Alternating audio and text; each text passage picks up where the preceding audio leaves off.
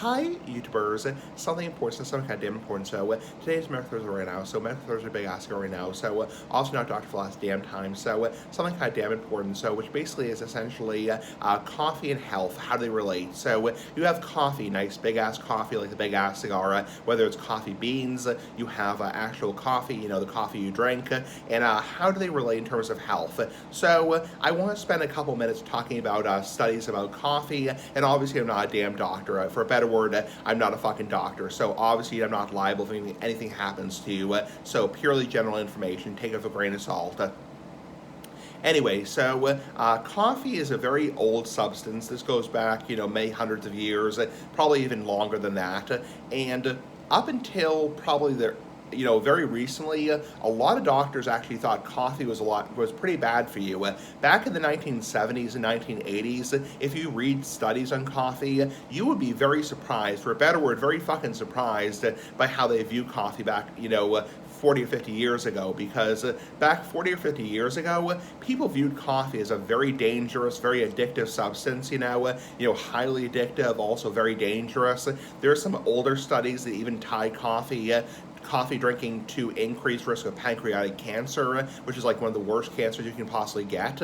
And a lot of this came from the reason why a lot of doctors back in the day thought that coffee was so bad or carcinogenic or bad for you or highly addictive was back then when they were doing these studies, unfortunately they didn't do a good job of separating non-smokers and smokers. So basically in these studies in the 1970s, 1980s, they would include smokers and never smokers in the same category. And obviously there's a huge difference, there's a huge fucking difference between a pack-a-day cigarette smoker who drinks coffee and somebody who's never touched a cigarette in their life, drinking coffee or a cigar or pipe for that matter. So that's the bottom line is, nowadays when they conduct the studies, they are very clear to separate, smokers and never smokers, because obviously coffee and smoking go together so commonly, because, so many people who smoke drink coffee, a cup of coffee and a cigarette. So, nowadays, the studies that are done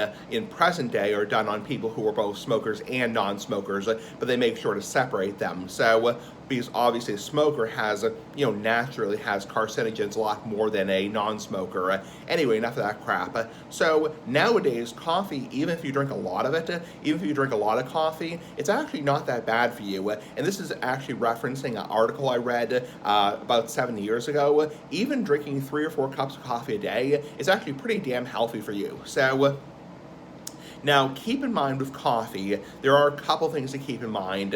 One, it's not good for people who are pregnant. If you are pregnant, you are planning on becoming pregnant, you are breastfeeding, it's not advisable you drink a lot of coffee. 1 small cup a day, probably fine. Anything more than that is really not a good idea for a pregnant woman or a woman who's planning on becoming pregnant or could become pregnant in the next, month or so. So that's very important to keep in mind. And you might say, why? Well, the reason is because of miscarriage. There's a slight increase in miscarriage in women who essentially drink excessive caffeine, like coffee and soda. So that's the reason why pregnant women have to be very careful of caffeine intake while pregnant. Obviously, moderate caffeine intake, probably safe, but obviously talk to your fucking doctor. Now, in terms of other reasons, for example, little kids could very easily wet the bed. If they drink a lot of coffee, they could piss the bed, piss the bed. Also, for example, some people, coffee will keep you up. It'll cause insomnia. So that's something to keep in mind. You don't want to have insomnia because good sleep is very, very damn important. For a better word, good sleep is very fucking important. Also, there is some studies regarding coffee and cholesterol. So for people who have severe cholesterol issues or heart disease, there's something to keep in mind because for some people with severe cholesterol issues or histories of heart disease, heart attacks, strokes, aneurysms, you want to keep that in mind also. Otherwise, for your average healthy person, in terms of like a healthy, average healthy adult like me, having 1, 2, 3 cups of coffee a day is perfectly fine. Now, keep in mind, this is the last thing I want to say. When I say coffee, when I say, fucking coffee, I'm talking about coffee.